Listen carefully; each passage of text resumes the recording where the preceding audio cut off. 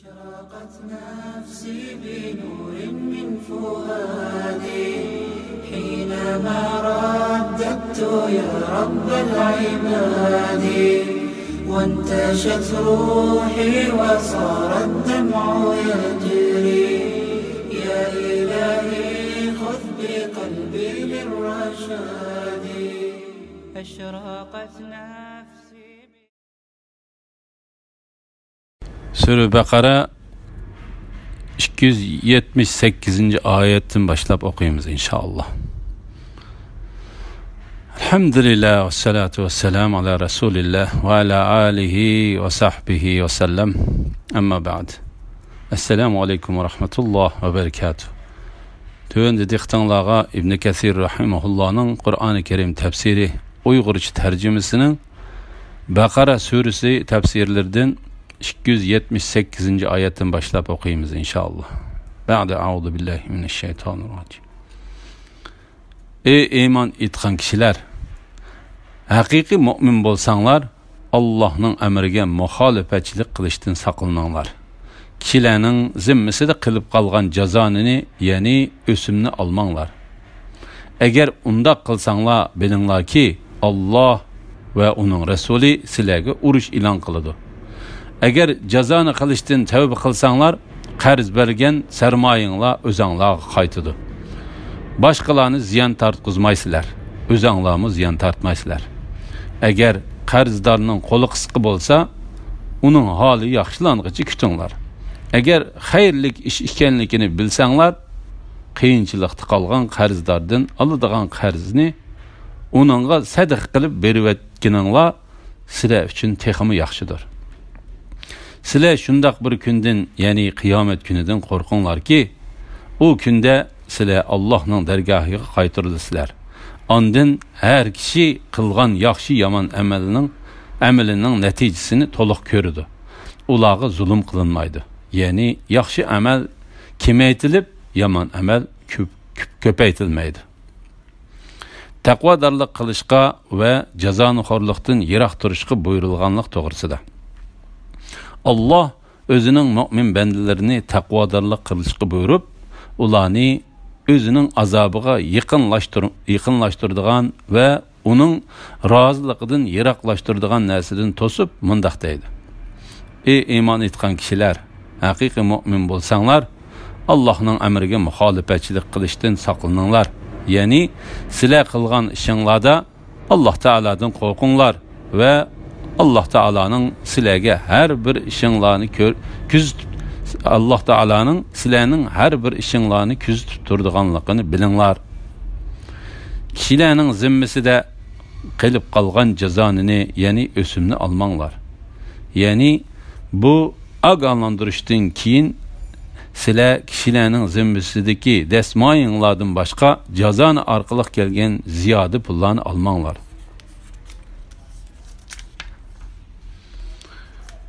Haqiqiy mu'min bolsanglar, yani agar Allah sizlarga savdo setiqni halol, jazonixo'rlikni harom qilib belgilaganga ishonguchi bo'lsanglar, jazoni orqali kelgan pullarni almanglar.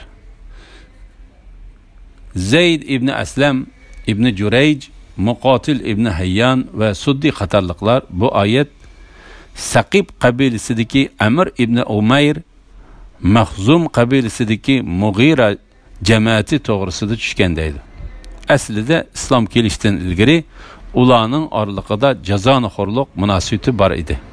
Islom kelib, ularmu musulmon bo'lib bo'lgandan keyin Saqif qabilasi qaytadan jazonixo'rlik qilib Mughira jamoatidan o'simni talab qildi.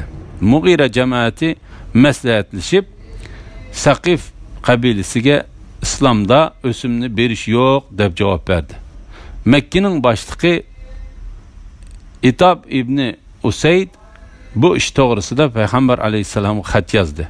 Shuning bilan bu oyat tushdi. Ondan Payg'ambar alayhisalom Usaydga Alloh taolaning ey iymon etgan kishilar, haqiqiy mu'min bo'lsanglar, Allohning amriga muxolifatchilik qilishdan saqlaninglar. Kishilarning zimmisida qilib qolgan jazonini, ya'ni o'simni almanglar.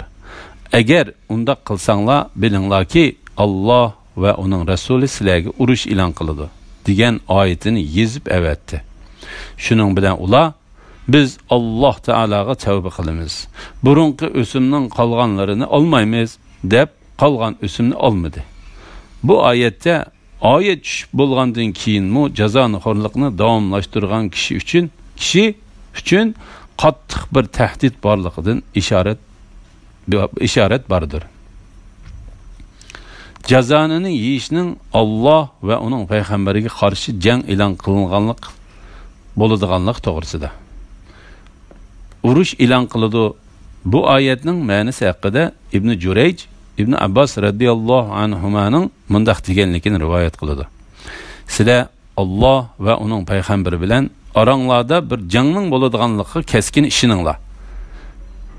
Yana Ibn Abbas radhiyallohu anhumaning jazoni olg'uchi qiyomat kuni jang uchun qurolingni olg'in deyiladi deb bu oyatni o'qidi. Agar undaq qilsanglar bilinglarki Alloh va Allohning rasuli sizlarga urush e'lon qiladi. Bu oyatning ma'nosi haqida Ali ibn Abu Talha Ibn Abbas radhiyallohu anhumaning mundaq deganligini rivoyat qildi. Bir kishi jazonidan nafsini yig'may davomli jazonixo'rlik qilsa, musulmonlarning boshliqining uni gunohidan yenib Alloh taolaga tavba qilishga buyurish haqqi bor. Agar u jazonixo'rlikdan o'zini tatsa, gunohidan yenib yaxshi ishga kelgan bo'ladi. Agar u jazonixo'rlikdan yanmasa, musulmonlarning boshlig'i uni o'ldirdi. Agar jazoni qilishdan tavba qilsanglar, qarz bergan sarmoyinglar o'zinglarga qaytadi. Boshqalarni ziyon tortqizmaysizlar, o'zinglarmi ziyon tortmaysizlar. Balki sizlar burun bergan dasmoyinglarni uningdan bir narsani kemaytib etmay va ortiqmi olmay qaytirib olasizlar. Ibn Abu Hatem Amr ibn Ahvasning mundaq deganligini rivoyat qildi. Payg'ambar alayhisalom vidolish hajjida so'zlagan nutqida mundaq dedi: Agah bo'linglar, islom dini kelishdan ilgariki vaqtda qilgan jazonixo'rliklarning hammasi bekor qilindi. Sizlar dasmoyinglardan ziyodasini elish bilan boshqalarga zulm qilmay, o'zlaringlarmi dasmoyinglarni olmaslik bilan zulmga uchramay bergan dasmoyinglarni olsanglar bo'ladi. Jazonixo'rlikning hammasi bekor qilindi. Birinchi bo'lib bekor qilingan jazona Abbas ibn Abdulmutallibning jazonisidir. Qiyinchilikqa bor kishiga yaxshilik qilish to'g'risida. Alloh taolo qarz egillarini qiyinchilikqa bor kishidan qarzini so'ylamay, ular pul mol tepib qaytirib bergicha sabr qilib turishga buyurib mundaq deydi: Agar qarzdorning qo'li qisqa bo'lsa, uning holi yaxshilanguncha kutinglar.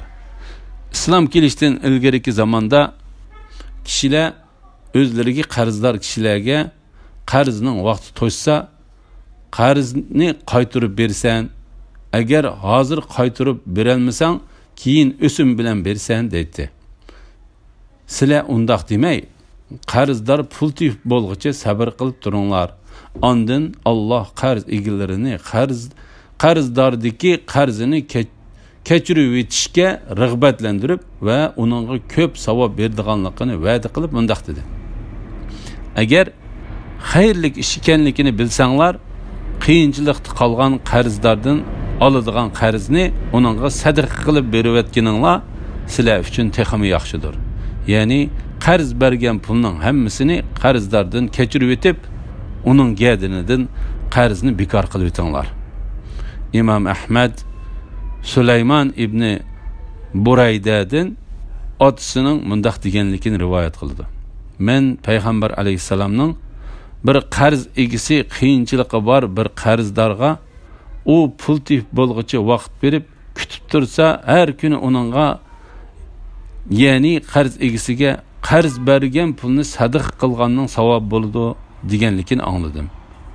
Ondan u yana payg'ambar alayhisalomning qarz egisi qiyinchilikqa bor qarzdorning ahvoli yaxshilanib bo'lguncha kutib tursa, har kuni uningga qarz bergan puldan 2 hassa jiq pulni sadaqa qilganning savob bo'ladi deganligini angladim. Men ey Allohning payg'ambari, men sening qarz egisi qiyinchiligi bor bir qarzdorga pul tip bo'lguncha vaqt berib kutib tursa, har kuni uningga qarz bergan pulni sadaqa qilganning savob bo'ladi deganligini anglagan edim. Ondan sening qarz egisi qiyinchiligi bor qarzdorning ahvoli yaxshilanib bo'lguncha kutib tursa, har kuni uningga qarz bergan puldan 2 hassa jiq pulni sadaqa qilganning savob bo'ladi deganligini angladim desam, payg'ambar alayhisalom qarzni berishning muddati to'shishdan burun kutgan bo'lsa, har kuni uningga qarz bergan pulni sadaqa qilganning savob bo'ladi. Agar qarzning muddati to'shib kelib, ondan uni kutgan bo'lsa, har kuni uningga qarz bergan puldan 2 hassa pulni sadaqa qilganning savob bo'ladi dedi.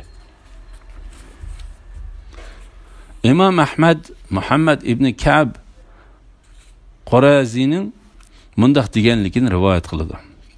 Abu Qatadaning bir kishida oladigan qarz bor edi. U qarzdorning qishig'i qarz so'ylab kelsa, qarzdor uningdan o'zini qochirib yuratdi. Bir kuni Abu Qatada eliq qarzdorni izlab kelsa, uydan bir kichik bola chiqdi. U kichik boladan qarzdorni so'ragan edi. Bola u uyda bir narsa yeyotidi deb javob berdi. Ondan Qatada u kishini: "Ey fulani, bu yerga chiq. Men sening uyda borligingni bildim" deb chaqirgan edi. U kishi uning qishig'i chiqdi. Abu Qatada: "Nemishqa sen mendan o'zingni chetga ilib yursan?" deb so'radi. Qarzdor: "Men qiyinchilikda qoldim. Mening hech qanday narsam yo'q edi." Abu Qatada: "Allohning nomi bilan qasam qilamanki, haqiqatan sen qiyinchilikda qoldingmi?" dedi.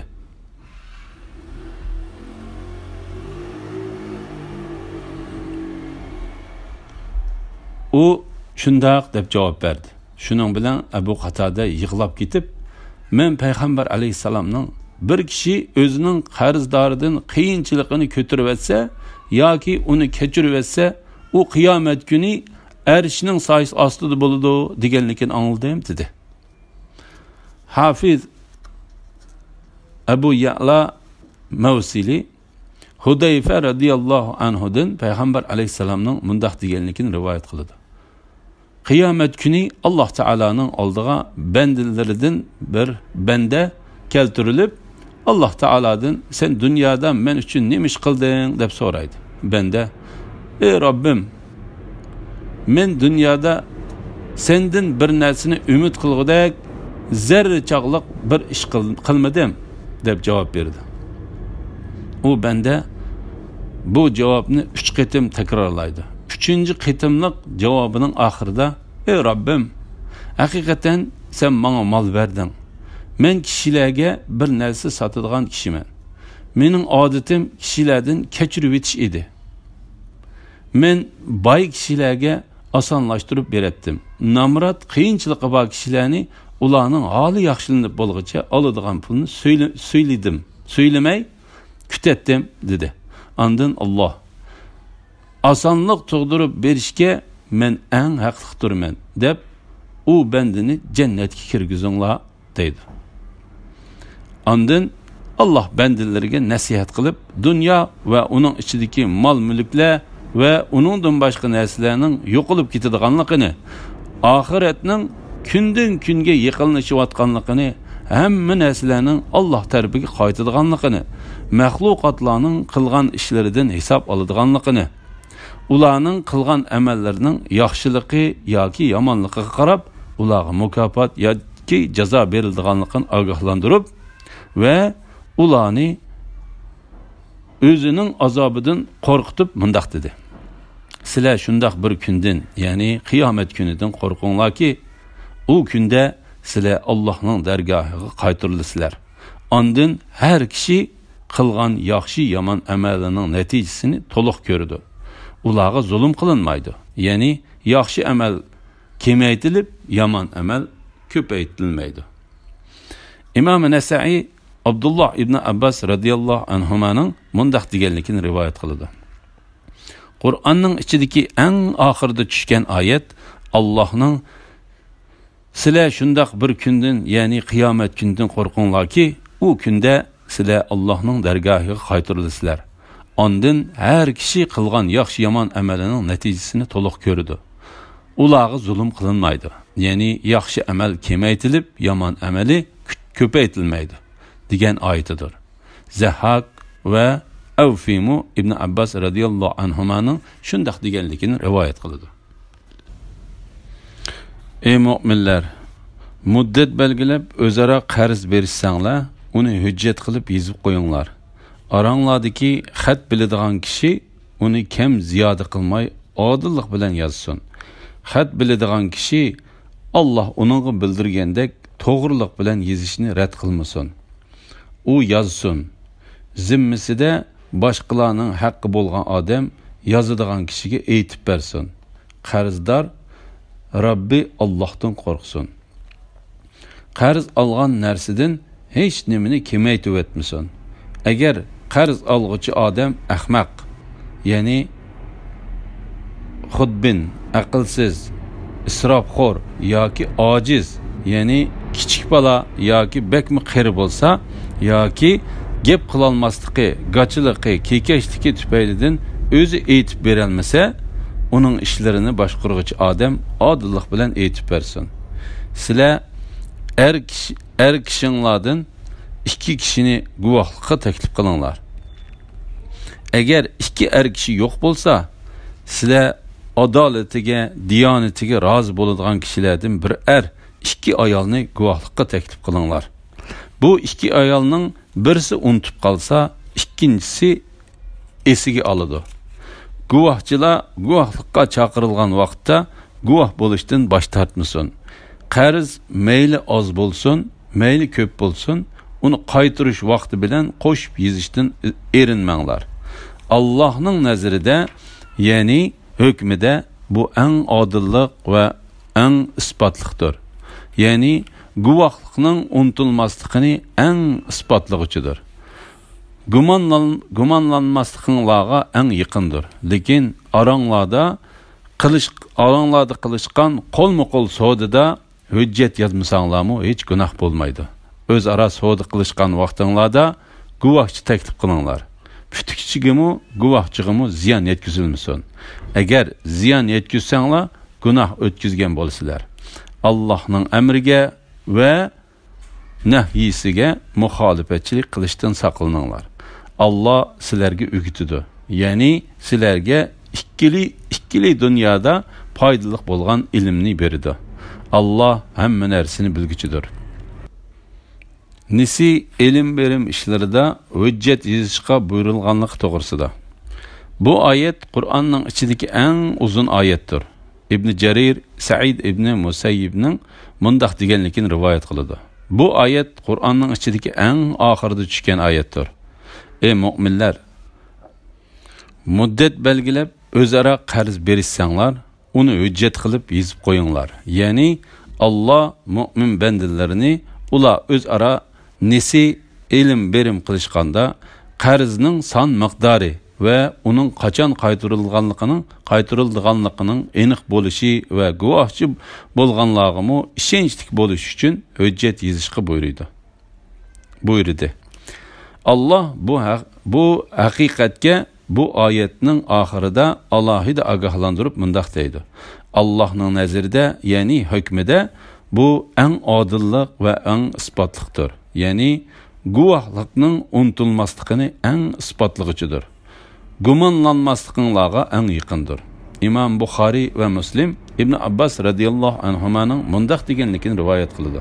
Payg'ambar alayhissalom Madinaga kelganda ularning, ya'ni Madinadagi kishilarning olmoqchi bo'lgan mevaning 2 yoki 3 yillik pulini ilgari beradigan odati bor ekan.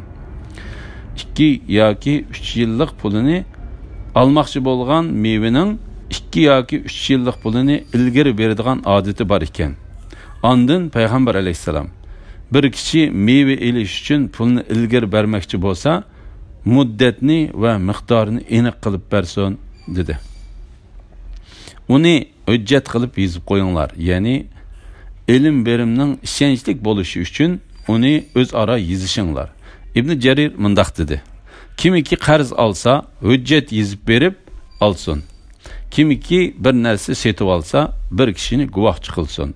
Abu Said Sha'bi, Rabi ibn Anas, Hasan ibn Jurayj, ibn Zaid ve ulardan başqalar qarz alganda yezish aslida vacib edi. Ondan o hüküm Allah Teala'nın aranglarda biringlarga ishinib amanet qo'ysa, u çağda amanetini algıcı adam amanetini topshirsin. Ya'ni qarz berguchi qarz algıcıga ishinib, uningdan bir narsani ko'ri olmasa, qarzdor qarzni deyishgan vaqtida qaytarsin degan oyati bilan amaldan qoldirilib ketdi dedi.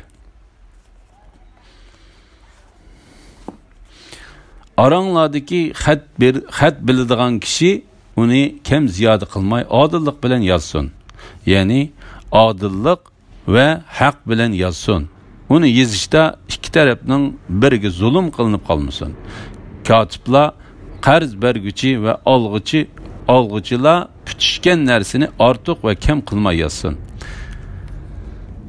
Xat biladigan kishi Allah uningga bildirgandek to'g'riliq bilan yozishni rad qilmasin. U yozsin. Ya'ni agar katiblardan kishilarga hujjat yozib berish talab qilinsa, ularning o'zrisi bo'lmaydiganlar bo'lsa, hujjat yozishdan bosh tortmasin. U aslida xat yozishni bilmaydi. Allah onunğa xat yozishni bildirib qo'ydi. Shuning uchun xat yozolmaydigan kishilarga yaxshilik qilib, ularning xatlarini yozib bersin. Başqalarga yordam bersa, sadaqa bo'ladiganligi to'g'risida hadisda mundaq deb keldi. Sening bir narsa yasalmaydigan kishiga yordam bergining yoki bilmaydigan kishining bir ishini qilib bergining sadaqaning qatoridan bo'ladi. Yeni bir hadisda mundaq deb keldi. Bir kishi biladigan bir narsani men uni bilmayman deb yo'shirsa, qiyomat kuni uning og'ziga o'tdan yugan silinadi. Mujahid va Ata. Xat yozalaydigan kishining xat yozolmaydiganlarning hujjatlarini yezib berishi vojibdir dedi. Zimmisida boshqalarning haqqi bo'lgan odam yozadigan kishiga aytib bersin. Qarzdor Robbi Allah'tan qo'rqsin. Ya'ni qarzdor kishi o'zining zimmisidagi bar qarzini hujjat yozadigan kishiga aytib bersin va uningda Allah'tan qo'rqsin. Ya'ni bir narsani kam aytib berishdan Allah'tan qo'rqsin. Qarz olgan narsadan hech nimani kamaytib etmasin. Ya'ni uningdan bir narsani yo'shirmasin. Agar qarz olg'uchi odam ahmaq, ya'ni xudbin, aqlsiz, isrofxo'r yoki ojiz, ya'ni kichik bola yoki bekmi qari bo'lsa, yoki gap qilolmasligi, gachiligi, kekeshlik tufaylidan o'zi aytib bera olmasa, uning ishlarini boshqaruvchi odam odillik bilan aytib bersin. Hujjat yezish bilan birga guvohchi keltirish to'g'risida. Sizlar er kishinglardan ikki kishini guvohlikqa taklif qilinglar. Ya'ni Alloh taolo texmi ishonchli bo'lish uchun hujjat yezish bilan birga ikki kishini guvohchi qilishga buyurdi. Agar ikki er kishi yo'q bo'lsa, sizlar adolatiga, diyonatiga rozi bo'ladigan kishilardan bir er ikki ayolni guvohlikqa taklif qilinglar.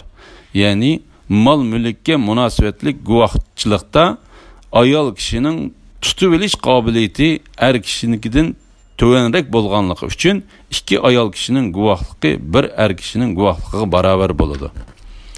Bu haqda yana ayol kishining tutib olish qobiliyatining tuvan ekanligi to'g'risida İmam Muslim Abu Hurayradan Payg'ambar alayhissalomning mundaq deganligini rivoyat qiladi. Ey ayollar guruhi, sadaqa qilinglar ve Allah'tan günahlarının keçirilişini tilep köp dua qilinglar. Çünkü men dozaq kiradigan kishilarning ko'pinchisining ayollar ekanligini ko'rdim. Ondan ularning ichidan aqlliroq bir ayol. Ey Allohning payg'ambari, nimishqa dozaq kiradigan kishilarning ko'pinchisi biz bo'lamiz dedi. Payg'ambar alayhissalom, sizlar la'natni jiq o'qiysizlar. Erlaringlarning qilib bergan yaxshi ishlardan tanisizlar. Sizlarning ichinglardagi aqlliq deganlaringlarmi yanıla aqli va dini kamtikdir dedi. U ayol, ey Allah'ның payg'ambari, qandoq qilib bizning aqlimiz bilan dinimiz kam bo'ladi deb so'radi. Payg'ambar alayhisalom, ayollarning aqlining kamligi ikki ayolning guvohligi bir erning guvohligiga teng bo'ladi. Bu aqlning kamligidir. Ayollarning dinining kamligi ular hayz sabab bilan kechilab, ya'ni necha kunda namoz o'qimaydi va Ramazonda ro'za tutmaydi. Mana bu dinining kamligidir deb javob berdi. Sizlar adolatiga, diyonatiga rozi bo'ladigan kishilardan bu oyat odillik degan sifatning guvohchilarda tepilishining shart ekanligiga pokitdir. Bu ikki ayolning birisi unutib qolsa, ikkinchisi esiga soladi. Shuning bilan guvohlarni unutib qolgan ayol guvohchi bo'lganligini esiga oladi. Guvohchilar guvohga chaqirilgan chaqda guvoh bo'lishdan bosh tortmasin. Bu oyatning ma'nosi Alloh taolaning xat biladigan kishi Allah onunğa bildirgandek to'g'rilik bilan yezishni rad qilmasin. U yozsin degan oyatning ma'nosiga o'xshab ketadi. Bu oyatdan bir ishga guvohlik bo'lib berish farz kifoya degan hukm ilindi. Guvohchilar guvohlikka chaqirilgan vaqtda guvoh bo'lishdan bosh tortmasin. Ya'ni agar guvohlikdan o'tib berish uchun chaqirilmasa, özligidan kelish zarur emas. Mujahid, Abu Mujlis ve başqalar. Agar sen guvohchi bo'lib berish uchun chaqirilsang, guvohchi bo'lish yoki bo'lmaslik ixtiyori senda. Guvohchi bo'lsang, keyin guvohlikdan o'tib berishga chaqirilsang, guvohchi bo'lsang, keyin guvohlikdan o'tib berishga chaqirilsang, sening berishing lozimdir dedi. Qarz meyli az bolsun, meyli köp bolsun, onu qaytırış vaqti bilan qo'shib yezishdan erinmanglar. Bu yuqoridan boshlanib kelgan nasihatning davomi. Bu ilm berim az bolsun yoki köp bolsun, onu yezishning lozim ekanligiga bo'lgan buyruqdir. Erinmanglar, ya'ni u az bolsun yoki köp bolsun, onu qaytiradigan vaqtini yezishdanmi erinmanglar. Allohning nazarida, ya'ni hukmida bu en adillik ve en ispatlıqdır. Yani guvohlikning unutulmasligini en ispatlıqıcıdır. Gumonlanmasliqinglarga en yaqindir. Lekin aranglarda qilishgan qo'lma-qo'l sodida hujjat yozmasanglarmi gunoh bo'lmaydi. Hech gunoh bo'lmaydi. Ya'ni nisi bo'lgan ilm berimda hujjat qilishga buyurish, uni unutib qilish orqali bo'ladigan jidal majroning oldini olishdir. Çünkü nesi ilim berim yezilmay qalgan chaqda unutulib qilish ehtimoli bek kuchlikdir. Agar ilim berim nesi bo'lmay, naq bo'lsa hujjat yezishmisimi bo'ladi. Ammo so'di setiq qilganda uningga guvohchi taklif qilish to'g'risida Alloh mundaq deydi. O'zaro savdo setiq qilishgan vaqtinglarda guvohchi taklif qilinglar. Bu oyatning hukmi Alloh taolaning aranglarda biringlarga ishinib amanat qo'ysa, u chaqda amanatni olg'uchi odam amanatni topshirsin. Ya'ni qarz berguchi qarz olg'uchiga ishinib, uningdan bir narsani ko'ri olmasa, qarzdor qarzini deyishgan vaqtida qaytirsin degan oyati bilan amaldan qoldirilgandir. Yoki u oyatning ma'nosi so'd setiq qilganda guvohchi elib kelish vacip emas. Belki mustahab degan ma'nini uqtirdi. So'da setiqda guvohchi elib kelishning vacip emas, mustahab ekanligining dalili bo'lsa, İmam Ahmad Ansarilardan bo'lgan Ammar ibn Huzaymaning tog'asidan qilgan rivoyatda Payg'ambar alayhisalom chet yezidan kelgan bir arabdan bir ot setib oldi. Payg'ambar alayhisalom uningga otning pulini boshqa yerda beray, keynimdan mang'ayin deb qo'yib tezroq mangdi. Heliqi sahrolik arab payg'ambarimizning orqadan mangdi. Ondan kishilar payg'ambar alayhissalomning u otni olganligini bilmasdan u sahrolikning oldini to'sib, u otni sodilishga boshlaydi. Hatto ularning ba'zisi sahrolikqa payg'ambar alayhissalom setib olgan puldan ortiq pul bermoqchi bo'ladi. Ondan sahrolik payg'ambar alayhissalomni chaqirib, agar sen bu otni olmoqchi bo'lsang, pulni berib olgan bo'lmasa, men buni boshqa birisiga setib berib etaman deydi. Payg'ambar alayhissalom sahrolikning bu gapini anglab, uningga, men uni sendan setib olmadimmi deydi. Sahrolik, yo'q, Allohning nomi bilan qasam, men uni sana sotmadim deydi. Payg'ambar alayhissalom, haqiqatan men uni sendan setib oldim deydi. Shuning bilan kishilar payg'ambar alayhissalom bilan sahrolikni oraga ilib oldi. Shuning bilan payg'ambar alayhissalom bilan u sahrolik orasida men oldim, men sotmadim deganga o'xshash gaplar bo'lishidi. Ondan sahrolik payg'ambar alayhissalomga, mening uni sana sotganligimga guvohlik bera oladigan guvochidan birini elib kel deydi. Musulmonlardan shu yerga kelgan kishilar sahrolikqa, sana voy, payg'ambar alayhissalom sana haqdan boshqasini so'zlamaydi deydi. Keyin Huzayma kelib sahrolikning payg'ambar alayhissalomga, mening u otni sana sotganligimga guvohlik bera oladigan guvohchidan birini elib kel deganligini anglab, sahrolikqa, men sening bu otni payg'ambar alayhissalomga sotganligingga guvohlik beraman deydi. Ondan payg'ambar alayhissalom Huzaymaga qarab, uningga, nimaga asosan guvohlik bersan deydi. Ondan Huzayma, ey Allohning payg'ambari, sening rostchil ekanligingga asoslanib guvohlik beraman. La havla va la quvvat. Ey Allohning payg'ambari, sening rostchil ekanligingga asoslanib guvohlik beraman deydi. Shuning bilan payg'ambar alayhissalom Huzaymaning guvohligini ikki kishining guvohligining o'rniga qabul qildi. Mana bu hadisdan so'd-sitiqda guvohchilikning vojib emasligi chiqadi. Agar u vojib bo'lgan bo'lsa, payg'ambar alayhissalom otni setib olganda guvohchi chaqirgan bo'ladi. Putukchigimi, guvohchigimi ziyon yetkazilmasin. Ya'ni hujjat yozg'ichi uningga yezishga deb bergan so'zdan boshqani yezish, guvohchi o'zi anglagan so'zdan boshqasi bilan guvohlik berishi yoki uning hammasini yo'shirib guvohchilik berishi orqali sotquchiga yoki olg'uchiga ziyon yetkazmasin. Bu Hasan, Qatada va boshqalarning so'zidir. Agar ziyon yetkazsanglar, gunoh o'tkazgan bo'lasizlar. Ya'ni agar sizlar buyurilgan ishga bo'ysunmay, xohlaganinglarni qilsanglar va to'silgan ishdan yonmay uni qilsanglar, sizlar buning bilan Allohning itoatidan chiqqan bo'lasizlar. Allohning amriga va nahyisiga muxolifatchilik qilishdan saqlaninglar. Ya'ni sizlar Alloh taoladan qo'rqinglar. Uning buyrug'iga bo'ysuninglar ve onun toskan işidin yeninglar.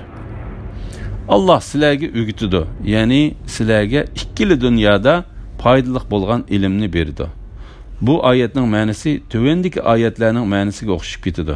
Ey mu'minlar, agar Allohdan qo'rqsanglar, Alloh sizlarga haq bilan botilni ayiradigan hidoyat ato qiladi. Ey Isoga iymon etgan kishilar, Allohdan qo'rqinglar. Allah'a ve onun peygamberi Muhammed sallallahu aleyhi ve sellem'e iman etinglar. Allah sizlarga rahmetidan ikki hassa berdi. Sizlarga sizlar oxiratda pil siratda mangadigan nurni paydo qildi. Allah hamma narsani bilguchidir. Ya'ni u ishlarning haqiqatini, onun faydalık taraflarını ve onun keyinki akıbetini bilgiçidir. Allah Teala'ga bu narsalardan kichikkina bir narsami yo'shirin emasdir. Belki o her narsani bilgiçidir. Elhamdülillah, Allah şükürler olsun. Yukarıda Bakara suresininki tafsiridan 282. oyatgacha o'qidik. Qolgan qismini keyingi qitimliq o'qishimizda davomlashtiramiz inshaalloh. Assalomu alaykum va rahmatullohi va barakatuh.